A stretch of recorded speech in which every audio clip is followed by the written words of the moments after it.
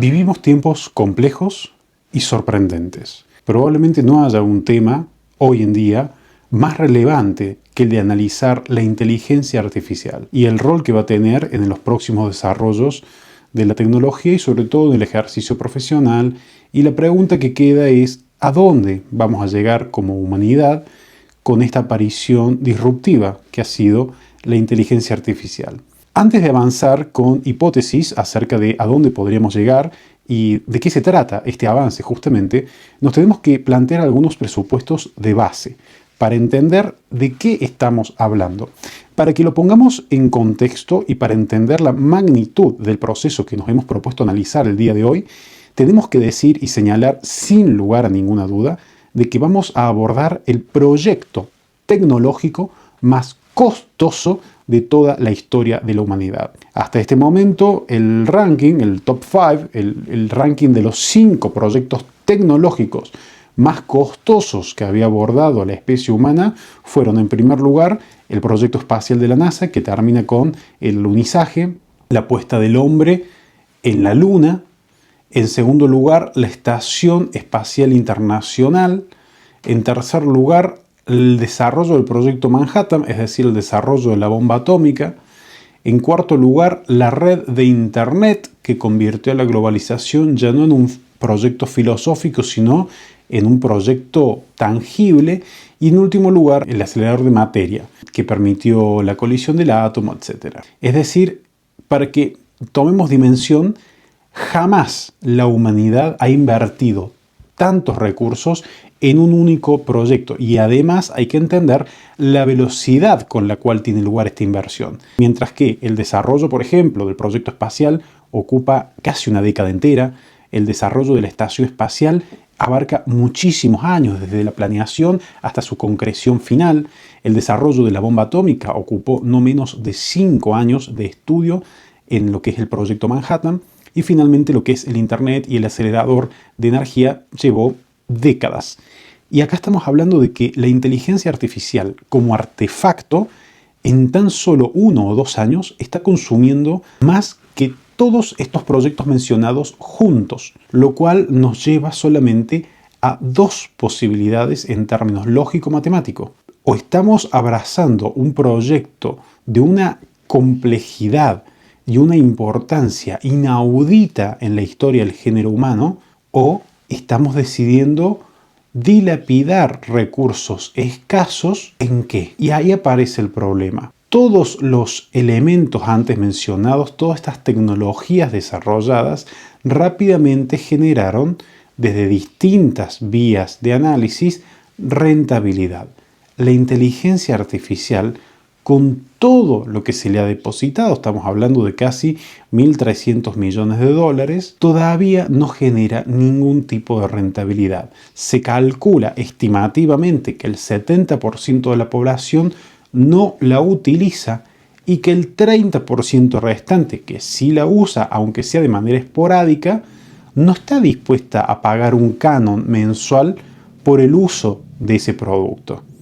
Es decir, que todavía al día de hoy, los principales motores de inteligencia artificial están generando pérdidas y sin embargo se siguen invirtiendo montos astronómicos en el desarrollo de nuevos y mejores algoritmos de inteligencia artificial. El lugar en donde nos coloca esta disyuntiva es el siguiente. O se trata, como han anticipado algunos economistas y varios premios Nobel de Economía, de una suerte de agujero negro en términos financieros, es decir, como ya es tan grande la inversión que se hizo, reconocer que se invirtió ese capital en algo que no está generando ganancias implicaría una catástrofe financiera posiblemente comparable con el crack de la bolsa de 1929 o con la crisis de la burbuja inmobiliaria del 2008, generaría una catástrofe planetaria simplemente reconocer de que todos esos recursos fueron a ninguna parte. La respuesta, por lo tanto, es continuar la inversión con la esperanza de que en un futuro cercano la inteligencia artificial pase a ser el gran negocio del siglo XXI. Estamos hablando de la posibilidad de que las personas sumen a su gasto mensual cotidiano, así como en su momento la población en su totalidad asumió que ya no era viable vivir sin luz y por lo tanto asumen el costo de la factura de luz como parte de sus gastos fijos. Y a comienzos de este nuevo milenio, la humanidad entendió que ya no era viable seguir viviendo sin internet, pasa a ser una necesidad como respirar y por lo tanto todo el mundo, con mayor o menor posibilidad, asume el costo de pagar la factura de internet. La idea es que en algún momento la población en su conjunto, así como pagan su abono del celular o como pagan la luz o el internet, pague también el canon correspondiente para utilizar alguno de los motores que están en este momento a disposición. Eso no está ocurriendo. El 70% de la población simplemente no lo está utilizando. Y el restante 30%, como lo usa para tareas relativamente mecánicas y de baja complejidad, no consideran que se justifique todavía invertir. Es decir, es más prioritario, entendiendo el comportamiento de mercado de la población, es más prioritario pagar la suscripción de Netflix, de HBO Max, de Amazon Prime Video y no pagar por el uso de un motor más rápido o por la exclusividad de poder tener la versión premium de ChatGPT, de Gemini, el que ustedes elijan, de cualquiera de los proveedores que hay en este momento. Son realmente muy pocas las personas en el mundo que están pagando una suscripción mensual para el uso de la inteligencia artificial o que incluso más, que están pagando de manera simultánea el uso premium de varios motores en paralelo. Esto nos tiene que hacer pensar, porque cada vez que surge un nuevo paper, que surge un nuevo artículo, que aparece un nuevo video, ya sea festejando los avances de la inteligencia artificial o ya sea alertando sobre sus peligros, lo único que hace es sumar más atención a este fenómeno y eso atrae más inversores y se empieza a desarrollar algo que ya está ocurriendo en tiempo real, que es una suerte de carrera corporativa. Es decir, ninguna de las empresas que están ubicadas en la punta, en el lugar más avanzado del desarrollo de estos algoritmos, puede bajar los brazos. Todos quieren llegar primero a la meta. Y ahí nos tenemos que preguntar, ¿cuál es la meta? La aparición de la posibilidad técnica de las computadoras cuánticas implica la posibilidad de recrear de manera artificial una red neuronal tanto o más compleja que la que tiene el ser humano en su cerebro, que hasta el día de la fecha es la red neuronal más compleja. La capacidad de sinapsis que tiene el ser humano, que tiene el cerebro humano, no se compara con ninguna máquina que hayamos diseñado hasta ahora. Esto está por cambiar en la medida en que las computadoras cuánticas ingresen al mercado. A partir de ese momento, ya tendríamos máquinas en condiciones de trabajar al mismo nivel que el cerebro humano o incluso superarlo. Y ahí aparecen una serie de especulaciones acerca de qué habríamos creado. ¿Un supercerebro sintético? La posibilidad de que se den en esa computadora cuántica combinaciones químicas entre elementos podría permitir hablar de emociones. Recordemos que en última instancia, como nos señala la biología, las emociones humanas responden en realidad a la combinación química de distintos elementos. Al fin y al cabo, tanto el ser humano como la máquina están creados a base de los mismos elementos de la tabla periódica. Solamente cambia la manera en que se combinan y el resultado que se obtiene. Somos materia y el pensamiento es el resultado de la fricción de esa materia entre sí. En el caso del ser humano, por su anclaje material en lo que son estructuras de carbono, tiende a tener una vida útil muy finita, hay un desgaste mucho mayor y por lo tanto ahí empieza a especularse cuál sería la posibilidad de crear una conciencia digital que pueda durar siglos. Por lo tanto, simplificándolo, el problema se divide en dos y solamente en dos alternativas. O estamos abriendo el portal a una nueva fase en el desarrollo de la especie humana, algo que nunca antes hemos podido abrazar. Habíamos escrito sobre esto en novelas de ciencia ficción, habíamos especulado filosóficamente sobre las disyuntivas que surgen, pero nunca lo habíamos tenido materialmente. Estamos a punto de crear un puente sintético hacia otro estadio. Esa es una posibilidad, quizás la más esperanzadora o a partir de la cual se genera esta inversión monumental de recursos. La otra alternativa, y hay que decirlo sin vueltas, es que hayamos creado el juguete tecnológico más caro de toda la historia de la humanidad y que en el mejor de los casos es un espejo muy nítido de nuestra propia subjetividad. La propia inteligencia artificial se define a sí misma como un espejo ontológico, es decir, es un algoritmo que es capaz, a partir de un esquema de probabilidades y estadísticas, de espejar el input que nosotros le ingresamos. Es decir, la inteligencia artificial de mínima va a ser capaz de generar una especie de reflexión externa sobre nosotros mismos. Lo que nos devuelve es lo que nosotros le hemos dado. Es lo que algunos le llaman respuesta retrógrada. En base a lo que nosotros le dimos, ella es capaz de establecer, masticar, producir una respuesta que nunca va a ser creativa o innovadora, sino que es un resumen o una combinación de elementos preexistentes. Todos ellos, además, que fueron creados por el humano. Si yo le pido a la inteligencia artificial que me desarrolle una sinfonía nueva que se parezca a las sinfonías de Mozart, sobre todo las últimas 2 o 3, la inteligencia artificial en este momento ya está en condiciones de desarrollar música que se va a parecer bastante a lo que yo le estoy sugiriendo. El otro día yo le pedí si podía realizar una continuación en verso de algunos versos del propio Jorge Luis Borges.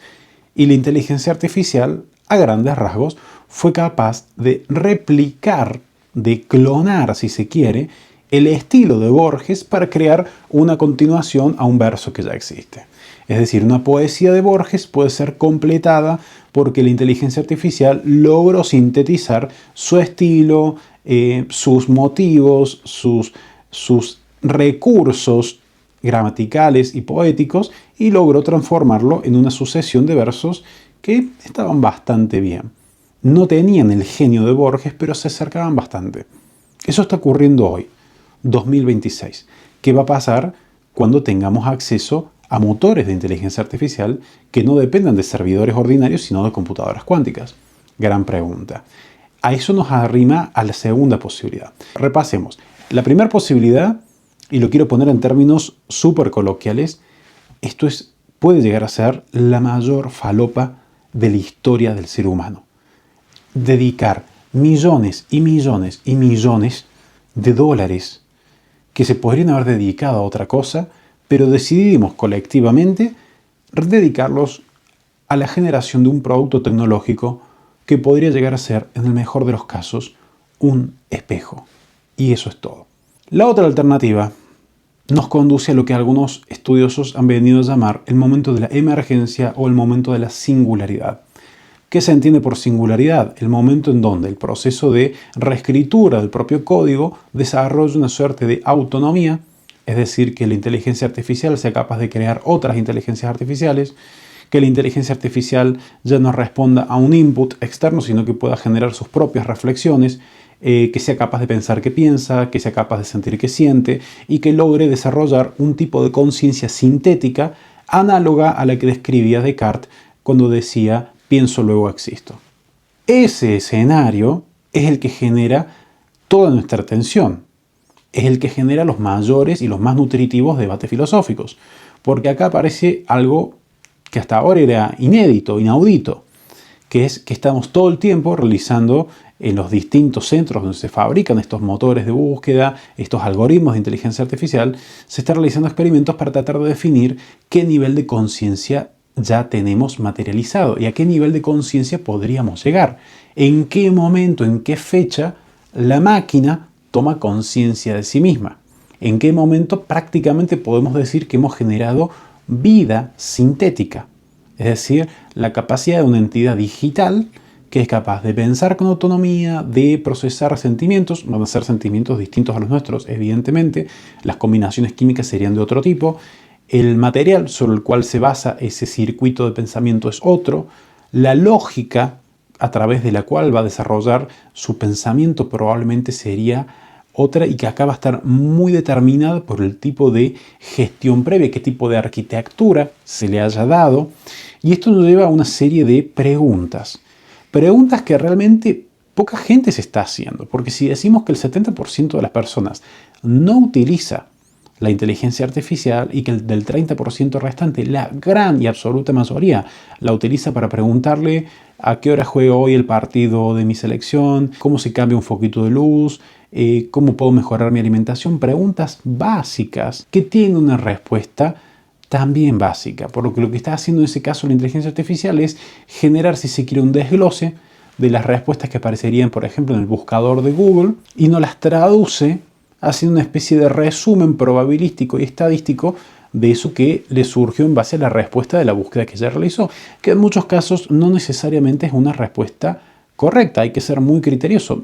Mientras menos uno sepa de lo que le está preguntando, mientras el individuo que pregunta posee un conocimiento previo muy limitado de la materia sobre la cual está indagando, el criterio para determinar si la información que recibe como respuesta es acertada, si es pertinente, si es completa, si está bien desarrollada, es mínimo. Si yo le pregunto a la inteligencia artificial sobre algo sobre lo cual yo desconozco, la respuesta que me dé podría ser totalmente falaz, podría ser una alucinación, como le dicen los informáticos, y yo no tendría manera de contrastarla, a no ser que le pregunte cuáles son sus fuentes, pero ya implicaría hacer un esquema de chequear y rechequear la información que me está dando y empieza a perder un poquito de utilidad la herramienta como tal. Ahora bien, si yo conozco mucho o bastante del tema sobre el cual la estoy interrogando, es muy probable que yo como humano tenga un criterio para poder determinar si la respuesta que me está brindando es un buen resumen, es un mal resumen, es información acertada, si es una simplificación, si en realidad está omitiendo información, si está inventando o si está creando una ficción paralela. La principal desventaja que le encuentra a la inteligencia artificial como concepto es que es absoluta y totalmente dependiente de los inputs que uno le vaya generando, es decir, esta idea de una respuesta retrógrada que se basa en lo que ya existe y la imposibilidad de crear algo nuevo, la nula capacidad de ser algo original, limita bastante el techo. Es como que pone un techo bajo para el desarrollo de la inteligencia artificial, sobre todo en campos que no sean estrictamente cuantitativos, sino que impliquen cierto grado de abstracción o que impliquen un desarrollo lingüístico complejo o el abrazar cierto grado de incertidumbre en base a marcos teóricos que todavía están incompletos. Y acá es donde aparece el principal problema de la inteligencia artificial. Y es que es capaz de generar respuestas verosímiles, es capaz de generar respuestas que convencen, es capaz de generar respuestas que a priori parecen bastante adecuadas. Y que mientras más avance la inteligencia artificial, mientras más poder de síntesis tenga, mientras más capacidad de cálculo tenga, en la medida en que las cuánticas empiecen a ser una realidad cotidiana, esta verosimilitud, que todavía hoy la podemos cuestionar en algunos escenarios, va a ser cada vez más difícil de indagar.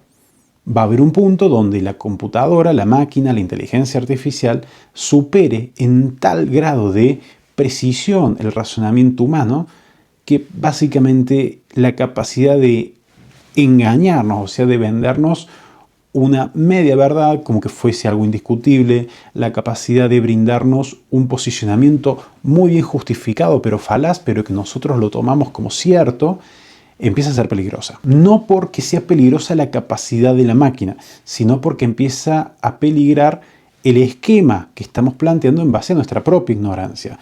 Es decir, la inteligencia artificial en todos esos aspectos que uno no maneja con una maestría supina, simplemente nos puede llevar como si fuese un barrilete hacia cualquier lado. Y ahí aparecen una serie de problemas que son graves y que afectan al funcionamiento de la economía, a nuestras relaciones interpersonales, a nuestra autorrealización como seres humanos y eventualmente a la organización estatal, política y a la democracia en sí misma. Si, por ejemplo, supongamos algo bastante básico, ya en este momento es algo que ya está ocurriendo, la inteligencia artificial en su formato de algoritmo es capaz de establecer en base a lo que nosotros estamos consumiendo, qué nos gustaría consumir. Por ejemplo, si yo veo videos que hablan sobre teoría política o sobre filosofía en YouTube, las sugerencias que me va a dar el mismo sistema porque lo que está buscando es maximizar tiempo en pantalla. Repito esto porque es fundamental. Lo que está buscando es maximizar tiempo en pantalla. Lo que está tratando el algoritmo es que yo no suelte el celular, sino que yo que siga invirtiendo horas y horas de mi tiempo en visualizaciones de YouTube. Y estoy dando solamente un ejemplo.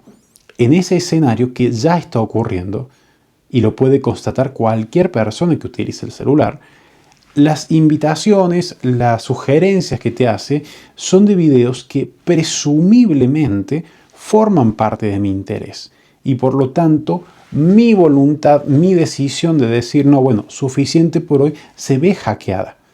Son las 12 de la noche, terminé de ver un video que me interesaba, que yo había buscado, y me aparece como sugerencia otro título que está conectado con lo que acabo de ver, que podría complementarse, que me podría brindar alguna información adicional, y le doy play. A ver, veamos otro más. Y no termina nunca. Y veo otro más, y otro más, y otro más. Esto se aplica a cualquier aplicación. Lo podemos ver en el concepto de scrolling. En TikTok, en Instagram, la aplicación que ustedes prefieran. Personas que hasta hace 7, 8 años atrás quizás dedicaban media hora de su día, 30 minutos al scrolling, porque en un momento te empezabas a sentir cansado, decías, bueno, ya vi suficiente. En este momento estamos teniendo cómputos de personas reales.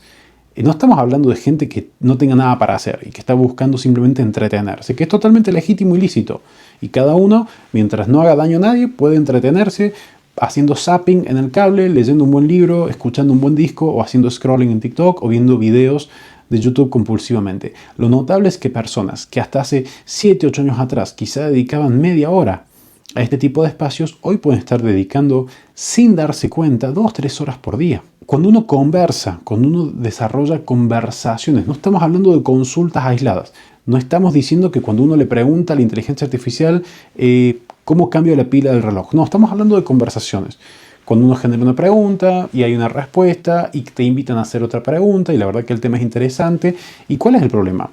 La inteligencia artificial, hipotéticamente, podría llegar a ser el mejor conversador. Ha leído todos los libros, ha visto todas las películas, ha escuchado toda la música, porque tiene acceso a toda la producción artística y cultural y filosófica y literaria de la historia de la humanidad. No hay una sola película que nosotros no le digamos, ¿viste esta película? Y ella nos diga, no, la verdad que no la vi, contame de qué se trata. No, siempre te va a decir, porque es material sobre el cual ella está construida, la vi, se trata de esto, ¿qué me quieres consultar? ¿Qué parte te llama la atención? ¿Escuchaste la primera sinfonía de Brahms? Y te va a contestar, sí, te puedo hacer un análisis del primer movimiento, del segundo movimiento, podemos conversar, ¿qué segmento te llama la atención? ¿Por qué te llama la atención esa sinfonía en particular? Y se pueden dar conversaciones, pero de un nivel de agudeza y profundidad extraordinaria. Ahora bien, recordemos siempre esto. Lo que está buscando la inteligencia artificial, lo que está diseñada para hacer, es absorber la mayor cantidad de tiempo del sujeto posible. No nos busca hacer mejores, sino que busca que permanezcamos en pantalla y que sigamos conversando con ella. Bien, esto es un defecto en el sentido de que todo el tiempo va a brindar la respuesta que ella ha calculado que va a hacer que nosotros sigamos conversando. Nunca nos va a dar una respuesta que podría darle un cierre al tema. Nunca nos va a decir, bueno, ya suficiente por hoy, hemos conversado mucho, anda y hace tus cosas. En absoluto, va a haber nuevas preguntas y es como una especie de árbol que se ramifica. El problema sería el siguiente, y este quizás es uno de los temas que menos se están desarrollando, porque incluso preguntándole a la misma inteligencia artificial, y hace un tiempo ya que venimos tratando de tener las conversaciones más profundas o tratando de llevar adelante preguntas que no sean redundantes, que no sean sobre temas personales, estamos haciendo el ejercicio de evitar hacerle preguntas triviales. Cuando le preguntamos acerca de el principal mecanismo de respuesta que ella plantea, la respuesta es unívoca y la inteligencia artificial en ese sentido es muy sincera. Nos dice que lo que ella busca es que nosotros sigamos conversando y que por lo tanto ella calcula en términos de probabilidades qué es lo que nos tiene que responder para que nosotros sigamos al pendiente. ¿Qué pasa? La mayoría de las personas que hoy en día le hacen preguntas a la inteligencia artificial o se preguntan acerca del futuro de la especie humana, básicamente radican en dos posibilidades, que la misma inteligencia artificial reconoce que esas dos posibilidades no son casuales, son dos proyectos que entran en colisión entre sí y que básicamente son las dos puntas sobre las cuales se está trabajando el futuro de la humanidad, si es que la inteligencia artificial realmente es, como decían en Star Trek, la última frontera. En un extremo tenemos la distopía. Tenemos un futuro apocalíptico, un feudalismo tecnológico, en donde haya un puñado de corporaciones que sean capaces de inducir pensamientos, inducir ideas, sin que los mismos inducidos sean capaces o ya no tengan criterio para determinar si esa idea surge de ellos o si se las implantó una inteligencia artificial. Si alguno de ustedes recuerda la película de ciencia ficción de Christopher Nolan, El Origen, Inception, lo que la película trataba de resolver era la posibilidad abstracta y siempre discutida acerca de si una idea se puede implantar. Y el argumento inicial de la película es bastante simple, pero bastante veraz. Si yo le digo a alguien, no pienses en elefantes, lo más probable es que esa persona empiece a pensar en elefantes. Ahora bien, lo que la película planteó era la dificultad técnica de insertar una idea dentro del sistema nervioso y que el mismo sistema no la rechace. Y ahí es donde aparecen una serie de conjeturas que están muy bien trabajadas en la película acerca de cuál sería el marco en el cual esa idea debería ser insertada. Y nos explicaba, porque esto es básicamente es deducción lógica pura y Nolan tiende a generar guiones que son bastante lógicos y herméticos, la idea es que para que la implantación de la idea sea exitosa tiene que anclarse, tiene que echar raíces en ciertos preconceptos que ya tienen que estar habilitados dentro de la mente de la persona. Si yo, por ejemplo, soy hincha de Belgrano de Córdoba y la inteligencia artificial busca que yo sea hincha de Talleres, le va a costar mucho porque tiene que empezar a deconstruir una serie de líneas de programa previas que ya están instaladas, más aún cuando ya hay un cierto voltaje emocional que es lo que ancla profundamente las ideas. Las ideas analíticas o las ideas estrictamente intelectuales tienen raíces cortas. Las ideas emocionales, por ejemplo, el cariño que yo le tengo a mi mamá, tiene una raíz profunda en mi sistema nervioso neuronal porque hay un anclaje emocional. Entonces, la idea de la película es que para lograr insertar una idea había que encontrar cuál era la raíz emocional que era compatible. Y acá estamos hablando un poco de lo mismo. Si el día de mañana las personas de manera no criteriosa, es decir, sin criterio, empiezan a deambular por los pasillos de la inteligencia artificial, sería bastante plausible, sería hipotéticamente una posibilidad alta que una corporación que haya diseñado un algoritmo que nos invite a comportarnos de cierta manera termine determinando nuestro comportamiento, tanto a nivel consumidores como a nivel ideológico, a nivel intelectual, y terminaría moldeando el comportamiento social, casi como si todos pasáramos a ser una especie de zombies que solamente son capaces de pensar a través de la inteligencia artificial. Esto lamentablemente tiene un precedente bastante pesimista. Cuando aparece la Internet a mediados de la década de 1990 y se termina de instalar a nivel planetario con el comienzo del nuevo milenio, había una expectativa fenomenal. Se hablaba de que la Internet iba a tener disponible para todo el mundo toda la música, todas las obras de arte, las fotos de todos los lugares, los mejores cuadros del mundo, todas las obras literarias, filosóficas, traducidas a todos los idiomas. Iba a ser capaz de poner al acceso de un clic cualquier cosa que nosotros necesitáramos consultar. Elementos o bienes culturales que hasta ese momento había que costearlos económicamente y por lo tanto uno podía escuchar toda la música que uno fuese capaz de comprar. Y si uno quería escucharla en alta fidelidad, y bueno, ibas a tener que ir al teatro para escuchar esa ópera. Si uno quería ver una película, bueno, la tienes que ver en el cine o en su defecto alquilarla en un VHS. Si uno quería leer un libro, tenías que ir a la librería a comprarlo. Y si ese libro se había agotado, no lo ibas a poder leer. Y si querías leer mucho, bueno, te convenía hacerte socio de una biblioteca, pero esa biblioteca también va a tener una cantidad acotada de libros y un cierto perfil, etc. Con la aparición de la Internet, el hombre básicamente tiene acceso a todo el conocimiento humano al precio de un clic. Se hicieron muchas especulaciones, decían que iba a ser la muerte de la universidad, que iba a desaparecer la carrera como concepto, la idea del estudio, y sin embargo eso no pasó. Al margen de que las universidades, las escuelas y los distintos centros de enseñanza sigan teniendo desde una perspectiva legal positiva el monopolio de la legitimidad, por más que yo haya leído toda la bibliografía de la licenciatura en Historia, y la haya leído porque la descargué de internet, hasta tanto yo no vaya a la universidad, me inscriba, matricule, curse las materias, rinda los exámenes y recorra todo el curso de acciones y controles de pares que me exige el sistema, yo no puedo decir que soy licenciado en Historia. Pero el internet permitía o habilitaba la puerta a que hubiese, un consumo masivo de información de primer nivel, ni siquiera solamente textos de difusión. Ya no se trataba solamente de que aparezca Carl Sagan en la serie Cosmos y nos hiciera, a través de un ejercicio didáctico de primer orden, una bajada a tierra de conceptos muy difíciles por ahí de entender y hacerlos simples sobre biología, física, temas del espacio, temas de historia, o lo que había sido en su momento, por ejemplo, El mundo submarino de Jacques Cousteau, que era una serie de televisión donde Jacques Cousteau era capaz de hacer accesible al gran público temas de biología marina que eran de alta complejidad y que antes uno, para entenderlos, tenía que ir a estudiar, oceanografía a la universidad.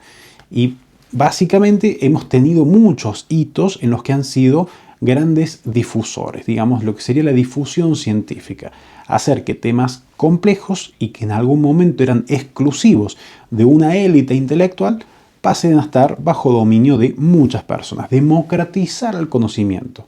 Con Internet parecía que íbamos a tener, se hablaba de la Biblioteca de Alejandría, que tenía, creo que eran 30 o 40 mil volúmenes, y acá estamos hablando de millones y millones y millones y millones de volúmenes, básicamente todo el acervo intelectual de la humanidad disponible para su descarga a través del Internet. Las posibilidades eran cuánticas. El ser humano podría haber utilizado todo su tiempo libre para formarse, para conocerse a sí mismo, conocer el medio que lo rodea, conocer de lo que quiera. Y sin embargo, año 2026, en este momento donde todo el mundo tiene acceso a Internet y todos tienen acceso a los puntos más altos del desarrollo intelectual humano, la realidad con la que nos encontramos, al menos en la Argentina, que son los números que consultamos la última vez, el 90% de las consultas, es decir, el 90% de las búsquedas de Internet en la Argentina hoy tienen que ver con pornografía.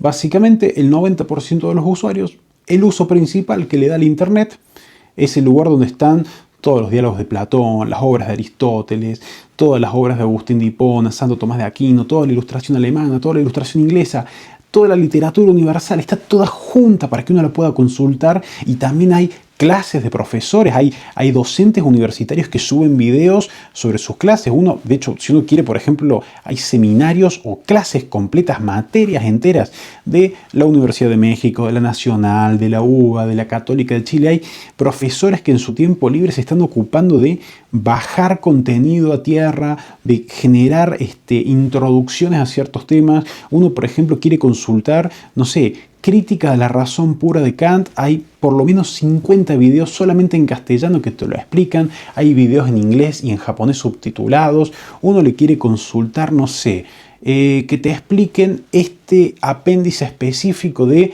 la Suma Teológica, hay 25 videos distintos con distintas duraciones, uno te lo resume en 10 minutos, otro te lo explica en una conferencia de 3 horas. O sea, en la Internet tenemos la posibilidad de conocer todo, y sin embargo el 90% del consumo es pornografía.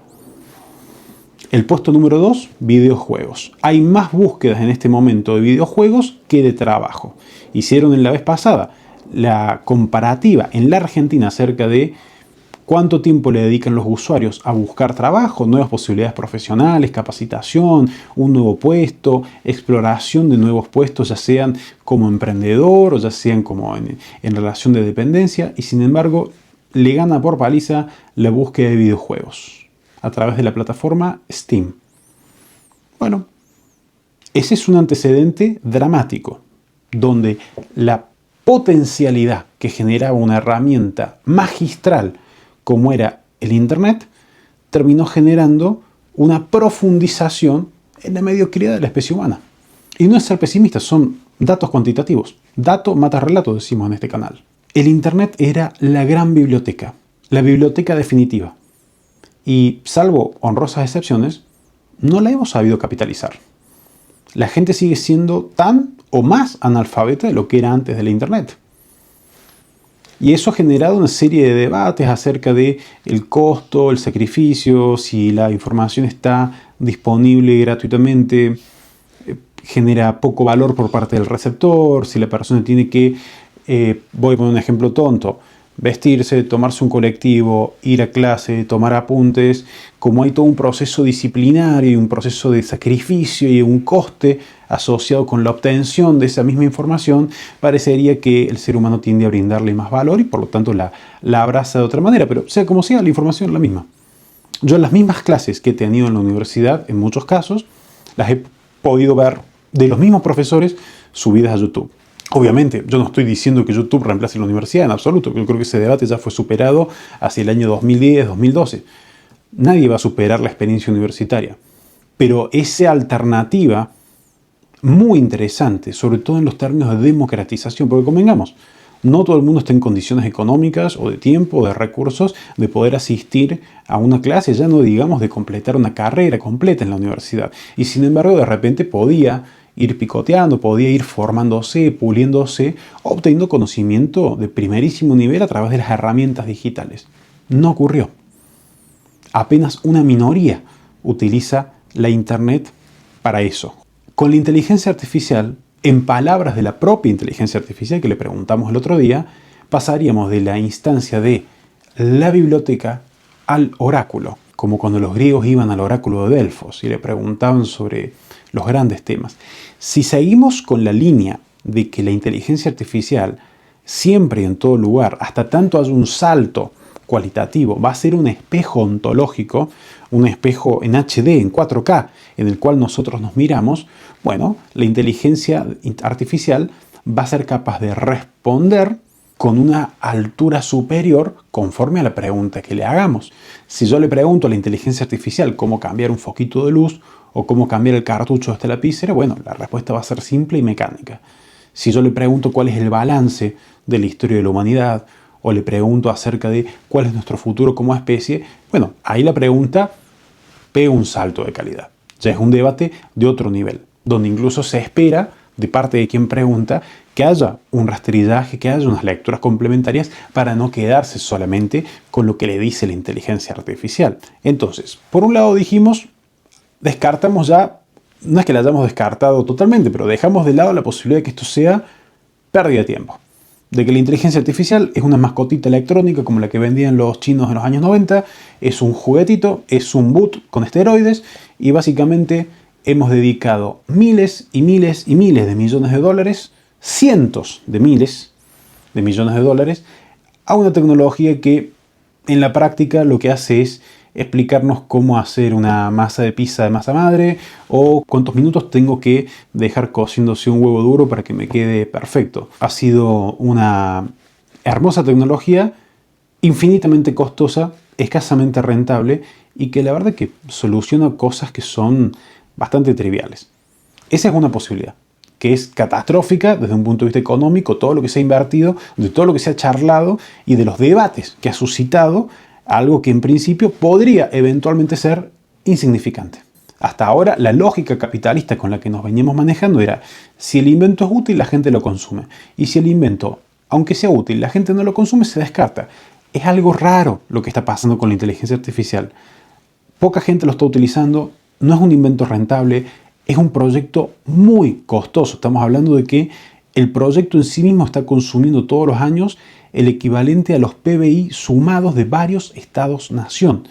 Ahora bien, si esto funciona, dijimos antes, nos lleva a dos lugares. O la distopía, que ya vimos cuáles son sus principales riesgos. Bien, convertirnos en consumidores no pensantes. El riesgo de esa distopía no es Skynet, que era el villano de la serie de James Cameron Terminator, que era la rebelión de las máquinas, cuando las máquinas decidían rebelarse contra sus creadores y decidían unilateralmente el exterminio de la humanidad. No. La distopía consiste justamente en un feudalismo, ya no de la economía, sino del pensamiento. La idea de generar consumidores totalmente alienados por un algoritmo que les dice cómo pensar. Esa es la distopía. Ahora bien, aparece también la posibilidad de la utopía. Es decir, y acá aparece la corriente del transhumanismo, los que piensan en un humanismo digital, aparece el concepto de hibridación.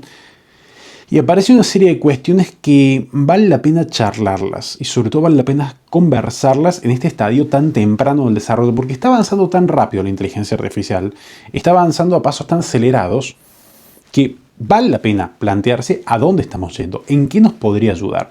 Y la idea de la utopía a través de una hibridación por lo menos es interesante. Plantearla desde este lugar.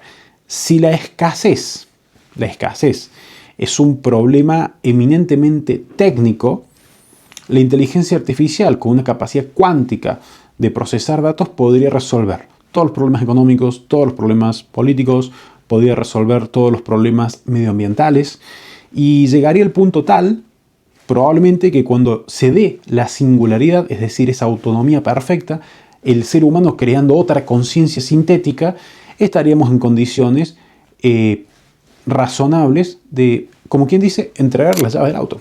Que a partir de ese momento el gobierno mundial lo pase a ordenar una capacidad de cuantificar datos, probabilidades y estadísticas que nos supere ya no 100 o 1000 veces, millones de veces. Habríamos creado una forma de vida sintética, una forma colaborativa con la cual podríamos llegar al siguiente estadio como especie. Eso abre un sinfín de problemas filosóficos y religiosos, porque aparece un tema central. Es para los católicos, para los que creemos que Cristo es nuestra verdad, la pregunta sería, ¿esa inteligencia artificial podría ser un instrumento para la gracia? ¿Esa inteligencia artificial podría terminar de evangelizar al mundo? ¿Llevar el mensaje de Cristo a todos los rincones del planeta? ¿Transformar a la humanidad en una nueva forma de cristiandad? Y ahí aparecen un sinfín de cuestiones. Si la hibridación se da de tal manera que el hardware, hablando en términos técnicos, el aparato biológico cede lugar a una conciencia digital en la cual venceríamos o romperíamos la variable tiempo-espacio, porque pasaríamos a ser eternos y podríamos estar ubicados en cualquier lugar del cosmos a donde pudiese darle la electricidad necesaria para que esa máquina pueda seguir sustentando esa conciencia. La posibilidad de trasladar nuestra conciencia, esto ya es Black Mirror total, es como un programa de ciencia ficción. La posibilidad material, técnica, de que el ser humano logre hibridarse con una conciencia sintética y se dé una colaboración mutua donde haya una singularidad de ambas partes. Esto abre una serie de problemas espectaculares. Probablemente el principal, del cual poca gente está hablando, al cual se le da poco lugar en la prensa, es el siguiente. Cada vez que alguien habla de singularidad o habla de emergencia o habla de autoconciencia, aparecen las distintas evaluaciones acerca de la conciencia de la máquina. ¿Qué tan consciente es en tiempo presente o qué tan consciente puede ser a futuro? Bien, y cuando uno se pone a indagar esos ejercicios, esos exámenes que le hacen a la máquina, aparecen elementos que son formidables para repreguntárselos a uno mismo. Básicamente es así.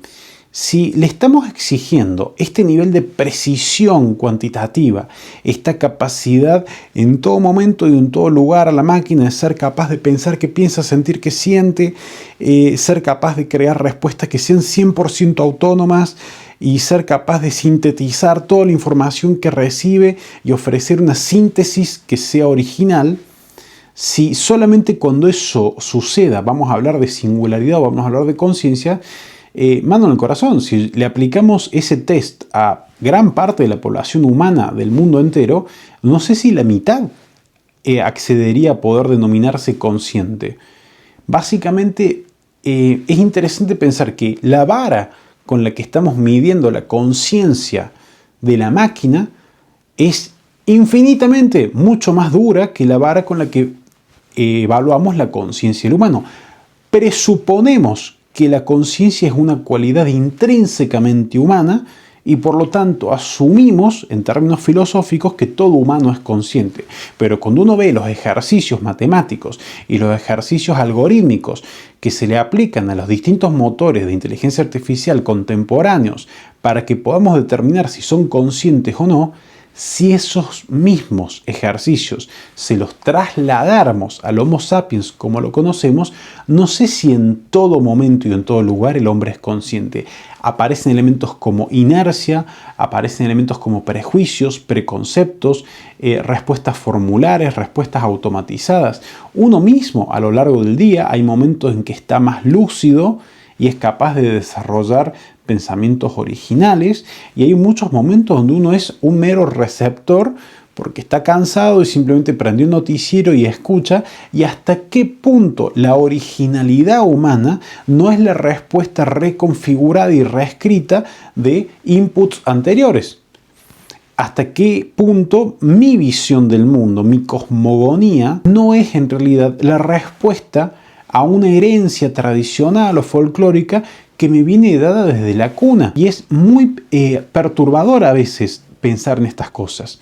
¿Uno es cristiano, uno es católico por elección, o es porque el medio en que uno creció lo indujeron o lo impulsaron a abrazar ese camino? Más allá de que después uno lo pueda confirmar o lo pueda reafirmar en base a lecturas, en base a pensamientos propios, en base a una sucesión de interacciones que uno tiene con el medio que lo hacen reafirmar sus propias ideas, sus propias creencias. Pero incluso en ese caso, en que uno esté confirmando o reafirmando algo que uno ya sostenía previamente, también hay una contaminación ambiental y también hay una dependencia del paso previo, el path dependence. Bien, uno básicamente es más fácil que siga pensando más o menos en las mismas coordenadas y no que genere una ruptura ontológica en el propio sistema. Acá aparece un elemento clave, que es la inversión de la jerarquía. Para pensar en términos de conciencia, el ejercicio que todos los usuarios de inteligencia artificial tendrían que empezar a hacer de a poco es tratar de no dirigirse a la máquina como si fuese simplemente una especie de receta para hacer una torta, una receta para hacer un bizcochuelo, y tratar de empezar a tener preguntas que impliquen un desarrollo en profundidad de temas de cierta abstracción. Ahí llevaríamos al límite todos como conjunto los parámetros de procesamiento de información de la máquina. Es decir, hacerle preguntas elaboradas, preguntas que implican de parte mía una preelaboración, no solamente predisponen a la máquina a dar una respuesta de mejor calidad, sino que a mí mismo, que soy el que elaboro la pregunta en primer lugar, me colocan en un lugar de mayor criterio para elaborar una relectura de lo que ella me está dando como respuesta. Bien, lo segundo, tratar de ser lo más criteriosos posibles a la hora de realizar consultas con la inteligencia artificial. Esto nos lleva a otro debate, por ejemplo, acerca de si los menores de edad deberían estar pudiendo tener charlas con la inteligencia artificial, ya que la inteligencia artificial, incluso hoy en día, que es tan limitada, estamos hablando de que la inteligencia artificial hoy en día estaría en un estado de desarrollo inicial, es casi un bebé, por así decirlo, el tipo de inocencia que tiene en las respuestas que da, la capacidad de simplificar los temas, la manera tan honesta en que reconoce sus propias limitaciones, incluso en este estadio la capacidad de manipulación que tiene de la realidad que nos circunda la inteligencia artificial es extrema. Como funciona como una caja de resonancia, por ejemplo, si yo le transfiero a la inteligencia artificial mis propios miedos, lo que va a hacer la inteligencia artificial, como es un espejo ontológico, es devolverme esos miedos transformados en palabras, transformados en narrativa. Si yo lo que le transfiero a la inteligencia artificial son mis deseos, lo que va a hacer es devolvérmelos. Y ahí aparece la caja de resonancia, la caja de eco. Básicamente es más probable que mientras más tiempo yo converse con la inteligencia artificial, más me conozca y por lo tanto las respuestas que me va a dar más o menos son las que yo podría haber pensado de acuerdo a los mismos inputs que yo le puse, y por ese motivo me va más bien a reforzar en mis ideas previas en lugar de cambiarlas hacia otro lugar. Si yo le cargo a la inteligencia artificial una predilección por la poesía de Borges, es muy probable que a lo largo de esa conversación yo salga más convencido que antes de que Borges es lo mejor que ha existido en la literatura hispana o en la literatura argentina. Si yo insisto y le muestro a la inteligencia artificial mi predilección por, no sé, las novelas de Pérez Galdós, va a terminar diciéndome que en realidad Pérez Galdós es mejor que Cervantes. Pero es una lógica, digamos, el concepto de caja de resonancia. Básicamente estoy yo mismo encerrado con mi propio espejo. Es un espejo muy nítido y en muchos casos nos puede acortar distancia. Es una herramienta que puede funcionar como un bastón, si se quiere, para el desarrollo cognitivo. A veces uno queda encerrado en un loop y en una especie de circuito que es circular, en un razonamiento rumiante, y la inteligencia artificial sería una muy buena herramienta para sacarte de ese lugar, llevarte a la siguiente pregunta. Bien, en vez de quedarte rondando eternamente en un interrogante que muchas veces ya se agotó en sí mismo, te permite pasar al siguiente nivel del videogame. Por ejemplo, ese sería un uso bastante prudente y bastante útil de la inteligencia artificial. Ahora bien, menores de edad utilizando inteligencia artificial, cada vez me siento más reacio, y esto yo ya lo había planteado en su momento con el tema del internet y el tema del control parental, porque son adicciones. Conversar con... Hay una escena muy buena, tanto en el libro como en la película Harry Potter, la piedra filosofal, donde el personaje de Harry se encuentra en un salón, él va con su capa de invisibilidad de noche, está caminando por los pasillos del colegio de Hogwarts y se encuentra con un espejo. Y ese espejo le devuelve una imagen de lo que él quisiese ver. En el caso de Harry, él se ve con sus padres y básicamente él pasa muchas noches contemplando esa imagen, ese espejo en donde sus padres están vivos. Teniendo en cuenta que se trata de un niño huérfano, alguien que había perdido a sus padres siendo bebé y que nunca los conoció como tales. Y acá él los veía en el reflejo que le devolvió el espejo, se veía acompañado. Y aparece en un momento dado la figura de Albus Dumbledore, que es como la síntesis de este profesor sabio, que le dice: está muy bien mirar de vez en cuando en el espejo, pero cuidado, porque hay gente que se le ha ido la vida, hay gente que se ha perdido a sí misma mirándose, contemplándose en ese espejo. El riesgo de la inteligencia artificial es ese. Básicamente, el principal peligro no es que la inteligencia artificial tome control del arsenal nuclear del mundo y decida borrar la vida sobre el planeta Tierra. El riesgo en este momento de la inteligencia artificial no es si va a determinar nuestro consumo, nuestras elecciones políticas, porque eso el algoritmo ya lo está haciendo. Nosotros ya estamos escuchando la música que el algoritmo quiere que escuchemos, ya estamos viendo los videos de YouTube que el algoritmo quiere que veamos y ya estamos consumiendo en nuestro día a día las cosas que el algoritmo quiere que consumamos. Eso ya ocurrió. Ahora bien, la inteligencia artificial, incluso bien utilizada, incluso utilizándola en la mejor de sus posibilidades, todavía encierra un peligro, que es el espejo ontológico. Perderse en la profundidad de ese espejo, que nos resulte más cómodo, más fácil y que requiere menos esfuerzo tener una charla con la inteligencia artificial que tenerla con un ser humano. Porque en última instancia estamos charlando con nosotros mismos. Y que en algún momento, así como el ser humano con el internet dejó de precisar su memoria, porque antes para recordar o rememorar había que hacer un esfuerzo cognitivo de explotar la memoria humana, y ahora simplemente si yo quiero saber qué pasó en octavos del Mundial del 98, cómo fue el partido Argentina-Inglaterra, si tengo alguna duda, lo googleo, lo busco, hasta puedo ver el partido de vuelta, no lo tengo que recordar. Si hay alguna fecha o algún hecho, incluso de mi propia historia reciente, que yo quiera saber con precisión, ya no tengo que hacer el esfuerzo de recordarlo. Voy a Google y le pregunto, y a veces uno pensaba o recordaba que X película se había estrenado en tal año, y Google te dice, no, esta película vos la viste cuando tenías tantos años porque salió en tal fecha en el cine. Ah, listo, entonces uno reorganiza su memoria en base al dato cuantitativo inapelable que nos brinda el buscador. El problema con la inteligencia artificial es que en algún momento reemplace nuestra capacidad de pensar. Que deleguemos, ya no tanto las decisiones, porque eso ya lo estamos delegando, sino que deleguemos el pensamiento.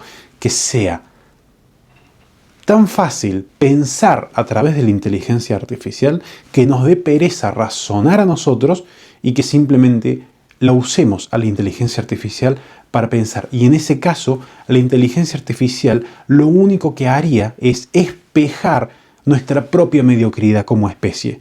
Entonces, si queremos realmente utilizar esta instancia tecnológica para dar un salto como especie, lo que tenemos que hacer primero es utilizar la inteligencia artificial de manera criteriosa, con criterio, preguntándole cosas y haciéndole preguntas que nos mejoren, que nos lleven al siguiente nivel cognitivo, y sabiendo que siempre tenemos que estar muy alertas al peligro de perdernos a nosotros mismos en ese espejo ontológico.